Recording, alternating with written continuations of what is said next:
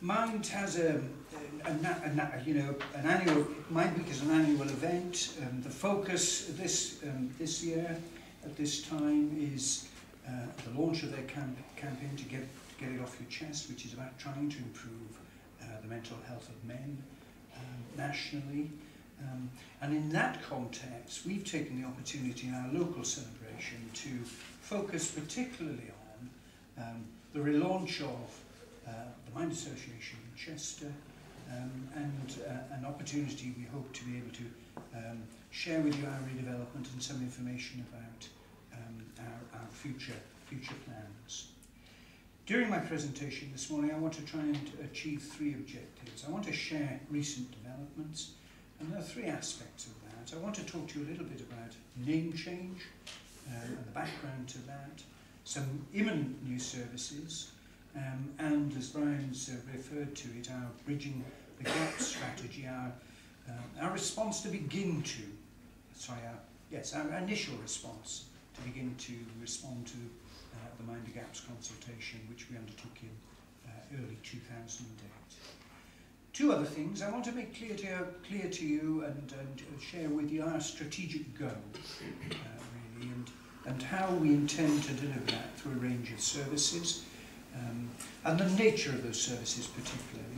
And then finally, I want to share with you briefly what type of organisation Mind in Chester aspires to be and to become, really, over the coming months.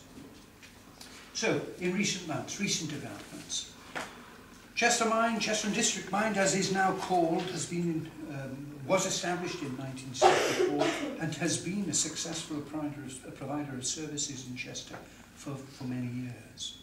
In recent years, the Mind Association experienced a range of difficulties and at one stage almost completely collapsed.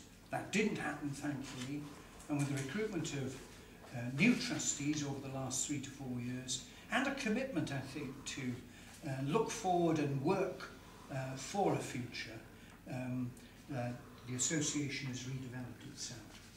As Brian has said, in October we launched the Mind the Gaps consultation and shared with you what we'd found about unmet need, the quality of existing service provision, and what our service users and carers were saying to us about the things that Mind ought to be prioritising in its future development. 7 months ago, that's where we were, and I was in this setting, rather prestigious setting, isn't it, but talking about the hard work of trustees, how we work together, we begin to review and develop the infrastructure of the Mind Association. But we were tired, we were exhausted, and we were really challenging our statutory providers to recognise that if we couldn't get a set of professional legs, i.e. a team of professional staff, we didn't think trustees, lay trustees, volunteers could really take the association forward as we would wish to.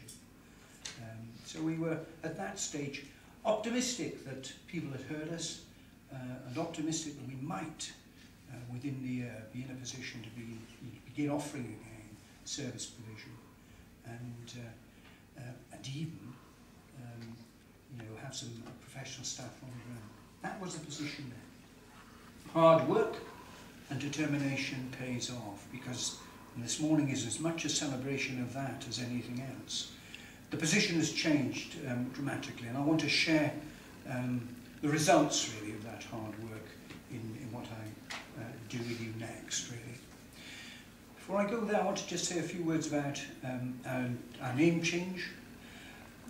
It's not many of you, I think, will have missed that local government has been reorganised in Cheshire. From April 1, we've got 2 new unitary authorities, and we sit at the heart of Western Cheshire and Chester. I'm pleased to be so.